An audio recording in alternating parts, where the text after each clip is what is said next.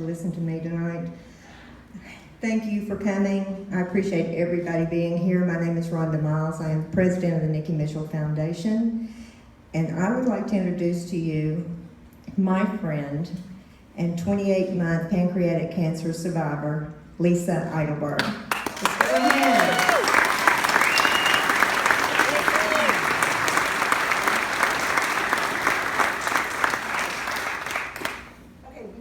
Before we begin, testing, I just want to thank Rhonda and the team at the Nikki Mitchell Foundation for providing us with this fabulous evening and for working so tirelessly to help cure pancreatic cancer. So if we could give them a big round of applause, I would appreciate it.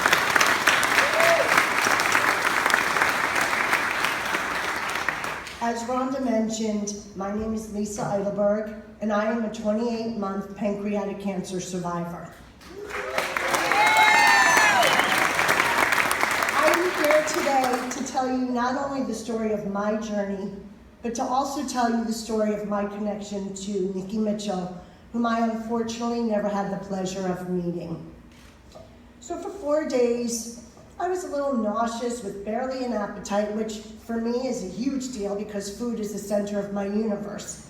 I thought for sure, my mom had been in the hospital a couple days prior, so I thought for sure it was stress related.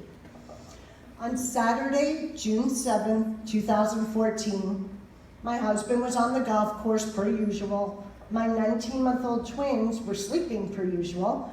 I woke up, went into the bathroom, looked in the mirror and thought, I look a little yellow. But I had a coveted hair color appointment that day, and any female in this room could attest, you do not miss those, yellow and all. So, off I went to get the gray wash out of my hair, and when I came back home, my friend Mindy stopped by, and she looked at me, she said, you're yellow. And when she said yellow, she meant eyes, skin, and with the blonde hair, we're talking yellow head to toe. So I called my brother, who's a doctor, who strongly urged me to go to the ER. By this point, my husband, Mark, was home and off we went. The first hospital we went to gave me an ultrasound and an MRI and told me, you'll simply need your gallbladder out. No CAT scan. Even back in the ultrasound room, when I was there, I said to the technician, how does my pancreas look? And she looked at me and said, I'm not supposed to tell you, but it's fine. Well, the next day, as my bilirubin levels continued to climb to dangerously high levels, my brother and my brother-in-law, who were both doctors, arranged for me to go to another hospital where I would have an endoscopy the next day. Well, I had that endoscopy, and I woke up in recovery. In my anesthetic haze, I looked at my husband standing over me, and he was crying. I looked at him, I said, what are you crying for? We don't cry. He said, they found a mass on your pancreas. You have pancreatic cancer, he said, choking back the words. My first words to him were, well, who will walk our sons down the aisle? Not realizing that my son was standing right behind me. These were words that I'm sure he'll never forget. So for about a day, I felt sorry for myself. I was 54 years old, working a full-time job, active, some might say a little hyper. I still had much more time to be around and make memories with my family and even annoy them a little bit more. Our sons were too young to have to deal with this situation, yet old enough to really fully comprehend the severity of the situation. So, as any mother would do, I went into automatic mom mode. This journey was going to affect them and affect them hard. So I needed to stay strong and positive, and we were all going to have a can-do attitude because that's just simply how we roll. The next few days were spent in kind of a haze with my family leading me around like a lost puppy dog as my brother tirelessly worked to get me an appointment at Johns Hopkins. A mere 3 days later, my husband Mark and I were on our way to Baltimore, and of course, as Mark would say, why does every trip with you have to be a vacation? Let's go down the night before, we'll have a little dinner, drink some wine. I mean, what the heck? They couldn't do anything more to me. I always had to look for that silver lining. The next morning was probably the most anxious time of this entire journey. I was waiting to see if I was one of less than 10% of pancreatic cancer patients who were lucky enough to have my tumor surgically removed. So at 7 a.m. on Thursday morning, my husband and I met with Dr. Christopher Wolfgang and Lindsay Manos, and Dr. Wolfgang very gently put his hand on my leg and said, "You are a candidate for the Whipple surgery." It was at that point where I completely lost it, broke down, tried to call my sons to tell them the good news, but simply couldn't speak. But it was also then that I realized, okay, Lisa, it is time to pick up your big girl panties and be the tough fighting chick that you really are. Cancer wasn't going to get me, but I was going to get it. Mark and I drove back 3 hours to New Jersey, thinking we had 5 days to prepare for the surgery. Wrong. Friday morning, 6 a.m., my cell phone rang. Pick it up. "Hi, Lisa, it's Dr. Christopher Wolfgang. I don't mean to inconvenience you. I hope I didn't wake you up. But I could assemble a team tomorrow in Baltimore, if that's okay with you. But again, I don't want to inconvenience you." Really? This is the guy that's going to save my life, and he's worried about inconveniencing me? I don't think so. We'll be there. So the next day, I was rolled in for a 5.5-hour Whipple surgery where 9 family members came down to lend their support.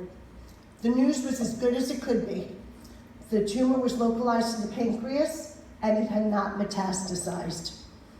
So following a 7-week recuperation and a 20-pound weight loss, I met with my oncologist, Dr. Moriarty, who deemed me young and healthy enough to withstand the strongest chemo, FOLFIRINOX, for which I would be the first person in on Wednesdays and the last person out.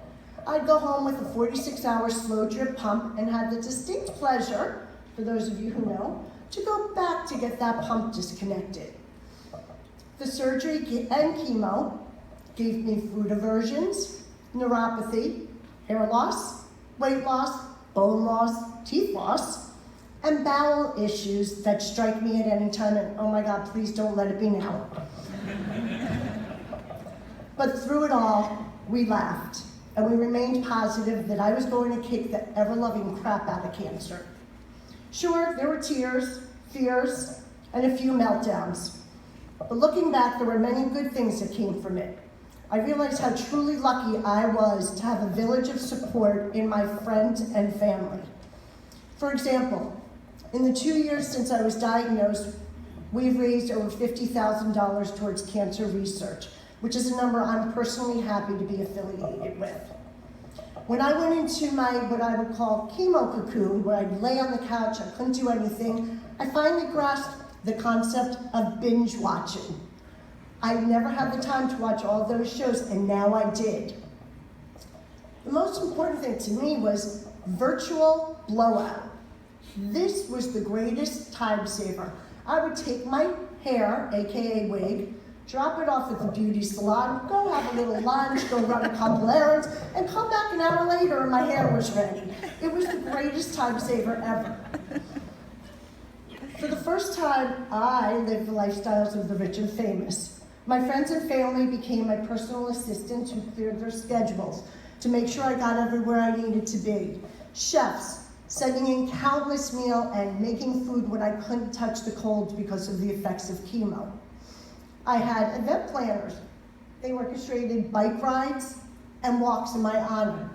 I even had a joke writer who would send me the joke of the day every Wednesday morning just to make sure my chemo Wednesdays started out with a laugh. As cancer forced me to leave my full-time job, I have volunteered and speak to newly diagnosed patients, listening to their fears, telling them tales of my own experience. This is kind of my way of paying it forward, and it's a whole lot more meaningful to me than picking the collar on a dress shirt, which is what I used to do. And I was truly lucky. Being from outside of the New York City area, I had a plethora of resources to me. Most people are not that lucky, and that's why the Bridge of Wings programs is so important, just to simply get people to their treatments so they have a hope of survival. Now you're all wondering, okay, great story, but how did I get here? How did I get here and involved with the Nikki Mitchell Foundation? Well, I'm going to tell you.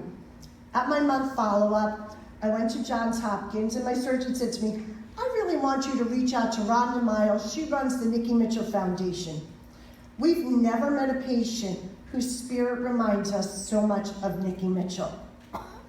Well, for over a year, I ignored this as it scared me. Nikki had the Whipple surgery and unfortunately is no longer here to talk about it. Why do I want to hear about somebody's loss when I'm battling my own battle? On my year follow-up, though, they explained to me the situation surrounding Nikki and urged me once again to call Rhonda, and I acquiesced. As luck would have it, Rhonda was coming to New York City and we arranged for a blind date. Well, when you have a blind date with Rhonda Miles, you go big. Our first date, I was her +1 for the Hoda Copy show, where we also met Al Roker and Deborah, and I have to say it was the best blind date I ever had. Certainly better than the one I had with my husband, no offense, Mark. At lunch, Rhonda and I talked about Nikki. We talked about her journey and what she was like. Not only was it clear how deeply Rhonda and friends cared for Nikki, but also how outwardly different Nikki and I were and how different our backgrounds were. Here's what I learned. Nikki loved to fly her planes. I had to take Xanax and drink wine just to simply step on the plane. Nikki was a Southern girl, raised listening to country music. I'm a Jersey girl through and through who grew up listening to Billy Joel, Bon Jovi, and Bruce Springsteen. Nikki worked with the Jennings family and owned a cafe. I sold dress shirts for a living to a major department store. Nikki loved to fly fish, co-founding the Music City Fly Girls. I wouldn't know a fly fish if it hit me in the head. As a matter of fact, the only thing I know about fish is how it's prepared in a restaurant. Nikki lived an adventurous and exciting life. I live in a suburb outside of New York City, and about the most exciting thing that ever happened to me was on a vacation in Colorado. I went dog sledding, and the dog poop was splashing up in my face. That's about it.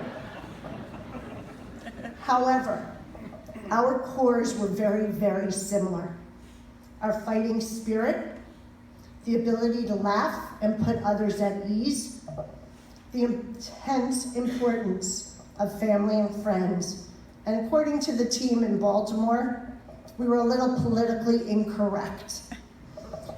But I'm sure if Nikki was standing here today, she would tell you that the scariest adventure she ever had was the adventure with pancreatic cancer. Cancer doesn't discriminate. It knows no race, no religion, no racial or geographical background. Cancer's not why me, it's why not me. Cancer puts life in perspective. Perspective that I always thought I had, but was truly heightened during this journey. It's scary to the individuals battling it. It's scary to our friends and our family. It makes others question their own mortality. But if this awareness saves just one more life, then we've done our job.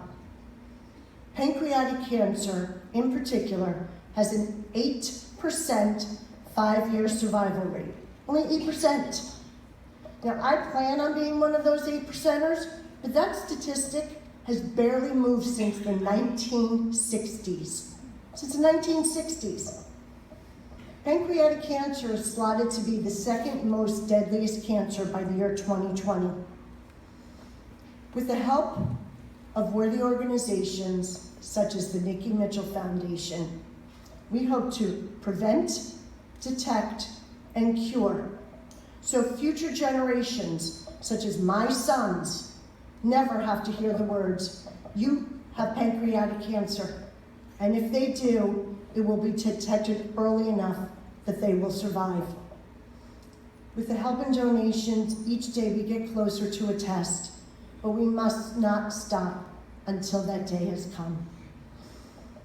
As a cancer survivor, I keep fighting, I stay positive, I continue to laugh and smile, and I never, ever let cancer define who I am. I've fought a battle that has forever changed me and my family. Some for the good, some not. But all cancer patients have earned their badge of courage. I'd also like to give a shout out to our caregivers who are equal warriors, but they've had to hide their scars, but their battle is just as frightening. In the words of Stuart Scott, the ESPN anchor who unfortunately lost his life to cancer, you beat cancer by how you live, why you live, and the manner in which you live. These words rang very true to me, and from what I understand, Nikki was the epitome of these words. I thank you all for coming here tonight and supporting this very worthy cause.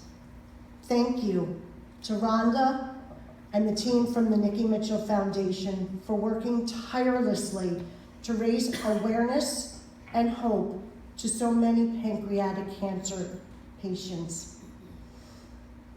To Nikki, I hope you're eating that whiskey bread pudding and smiling from all the support and love surrounding you tonight. And without further ado, ladies and gentlemen, welcome to Whiskey Bread Pudding. Thank you.